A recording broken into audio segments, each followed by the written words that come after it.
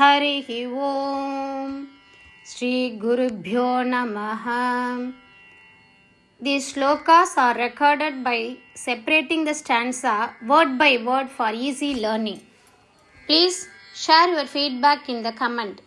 Kindly subscribe and share to others. Om Namo Bhagavate Vasudevaya.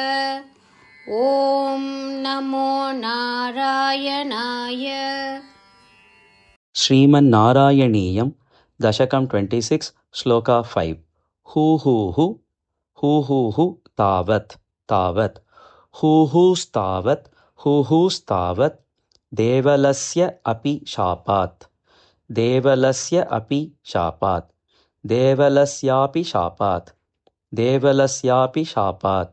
Stavat devalasyapi shapat.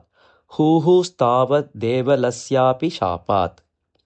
ग्राहीभूतः ग्राहीभूतः तत् जले वर्तमानः तत् जले वर्तमानः ग्राहीभूतस्तत् जले वर्तमानः ग्राहीभूतस्तत् जले वर्तमानः जग्राहैनं जग्राहैनं हस्तिनं हस्तिनं पाददेशे पाददेशे जग्राहैनं हस्तिनं पाददेशे जग्राहैनं हस्तिनं पाददेशे शान्त्यर्थं शान्त्यर्थं हि श्रान्तिदः असि स्वकानां श्रान्तिदः असि स्वकानां श्रान्तिदोषि स्वकानां श्रान्तिदोषि स्वकानां शान्त्यर्थं हि श्रान्तिदोषि स्वकानां शान्त्यर्थं हि श्रान्तिदोषि स्वकानां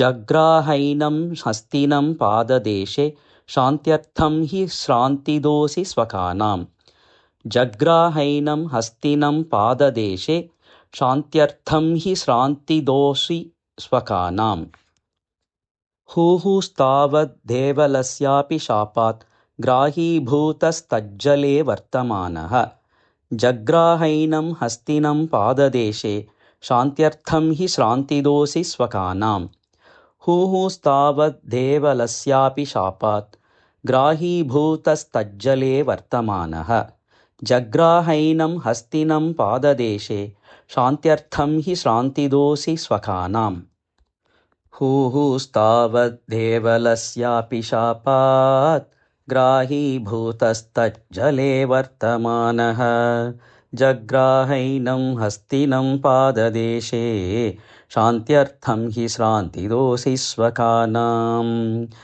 हुहुस्तावद् देवलस्यापि शापात् ग्राहीभूतस्तज्जले वर्तमानः जग्राहैनं हस्तिनं पाददेशे शान्त्यर्थं हि श्रान्तिदोषि स्वकानाम्